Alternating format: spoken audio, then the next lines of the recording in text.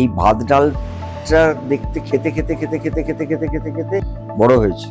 আমাকে কিন্তু লাক্সারিটাও এই বাংলা সিনেমাই দিয়েছে। আমার এখনো মনে আছে, আমি প্রথমে তো বাসে করে ঘুরতাম। অনেকেই জানেন না, মানে আমি দমদম থেকে টালিগঞ্জে যেতাম, 3 ঘন্টা সময় লাগতো। ওই টালিগঞ্জের মোড়ে নেমে গিয়ে স্টুডিওর সামনে যে বেঞ্চগুলো থাকতো, বাইরে বেঞ্চ থাকতো, মনে বসে থাকতাম। আমার এরকম প্রচুর দিন গেছে, লাঞ্চ করেছি আমি কলের জলকে, মানে রাস্তার যে কলের জল।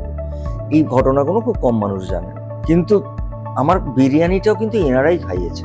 আমি আমার বাংলা সিনেমা করে জানো একটা ফ্ল্যাটে থাকতাম আমি, আমাকে লিফটে জিজ্ঞেস করা হতো অনেকেই যারা যেতে না, আচ্ছা আপনি তো অমুকের ছেলে? হ্যাঁ। হ্যাঁ, তুমি তো বাংলা ছবি করছো? হ্যাঁ। তুমি ফ্ল্যাটটা কিনেছো? হ্যাঁ।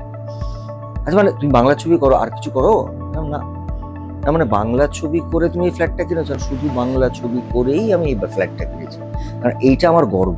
ফলো করুন বর্তমান।